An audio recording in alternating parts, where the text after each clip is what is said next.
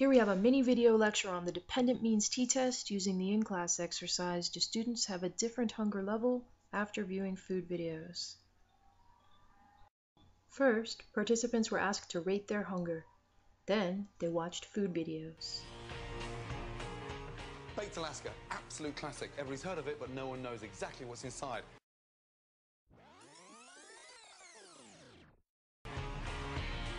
Baked Alaska, done. Right, the guide to cooking a perfect steak. Hot pan. That's the kind of noise you want to hear in the pan every time. That garlic.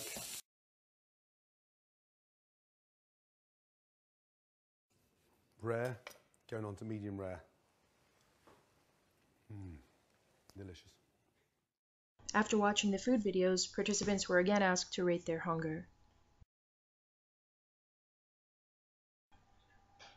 So look at that research question again. Do students have different hunger levels after viewing food videos? Difference. We're looking for a significant difference.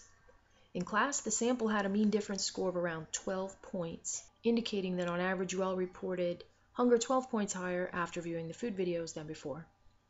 But is a difference of an increase of 12 points meaningful? Let's think about people for a minute. Why did you not all give precisely the same hunger numbers before the videos? That happened because people are different, that's why. Chance factors come into play. Plenty of odd or unexpected things can happen and explain the variation in the self-reported hunger scores whenever they were recorded. I hadn't even shown the food videos yet, so that does not have anything to do with why you all first reported a wide range of hunger scores in the before set. There's always a certain amount of difference that is completely explained by chance factors and the fact that people are different.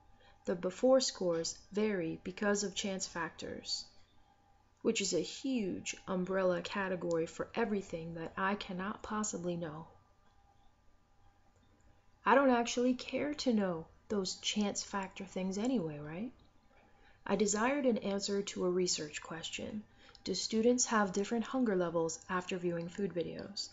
All I really wanted to know was the impact of the independent variable, which is the treatment or intervention, in this example viewing the food videos. All the other reasons that the scores were what they were are a result of what we can think of as error. Error gets in the way of the pure answer that we can never actually know, which is what is the effect of the food videos. We found that the mean difference score of an increase of 12 points was statistically significant. So that means that from this study we can answer the yes/no question of significance. Do students have different hunger levels after viewing food videos? Yes. Yes, they do. Clarification on what we're saying and what we're not saying. Our conclusion is based on the sample, which is you people, but our conclusion refers to the population, or the entire group of interest, students in general. From this conclusion, if I were to walk down the hall and find more students do the same measurements tomorrow, I'd expect to see them have different hunger levels after viewing food videos as well, because we got statistically significant results. Would I expect some of the sample of students to report an increase of 12 hunger points after watching the food videos? I would not go that far. That was just the sample statistic. It's a good starting point. If I had to guess, if there was like a bet and I needed to take a guess on what the mean difference score would be for some future sample, I would go ahead and guess an increase of 12 points because the best estimate I have so far is that sample mean difference score. I'd start my guess at positive 12, since I did see that happen already. More appropriately, though, I would use the confidence interval. Using standard error, which is based on variation of scores in the sample, and you know what creates that variation, and putting that plus 12 in the middle of a theoretical distribution for what I think I'd see for the entire population of students in general, I can get a range of values that I'm confident will likely include that true population mean for all students in general. In our example, our 95% confidence interval limits were around 6 and 18. I rounded off for this video summary.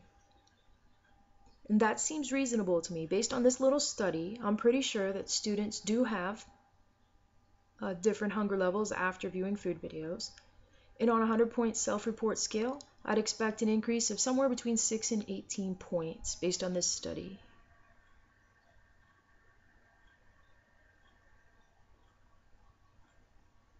Inferential statistics involves probability statements, right? P-values, which means there could be a decision error.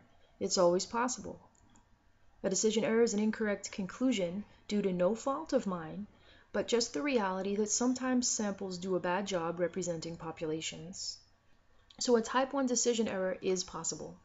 Maybe, in reality, the food videos do not affect hunger, even though my sample definitely indicated that they do. In other words, maybe I rejected a null hypothesis that was true after all. That's a type 1 decision error. And what's the risk of that happening? The risk of that decision error is the significance level. Testing at the 5% level, we'll just happen to see a sample's score be in that most unusual 5% of a distribution 5% of the time. And the p-value is the probability of getting a sample score if the null hypothesis is true. Without using the precise p-value that SPSS gives us, the significance level, testing at the 5% level where you would write, p is less than 0.05. In doing that, you're saying this is significant because the probability of getting this sample score, if the null hypothesis is true, is less than 5%. With SPSS, we get that exact p-value.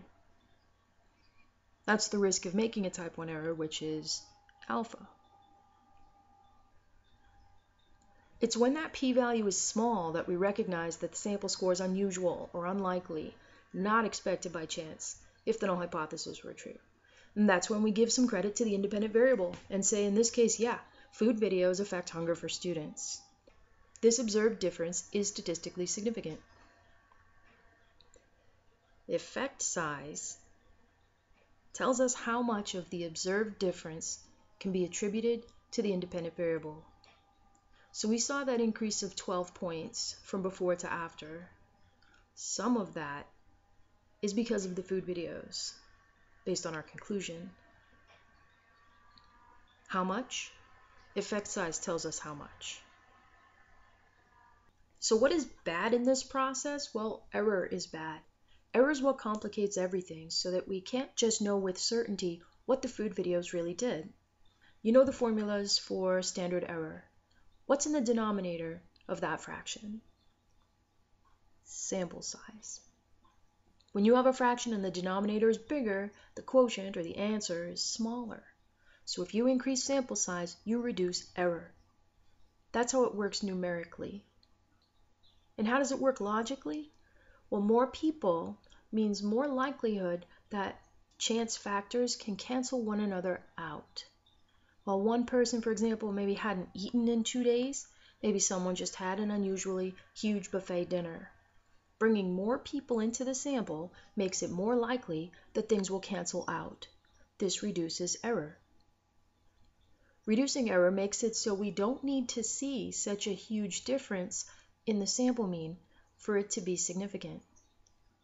After all, the difference has to exceed what can be accounted for by chance.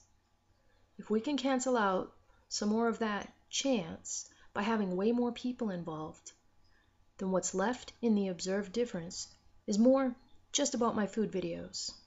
And that's super because that's what I wanted to know about to begin with.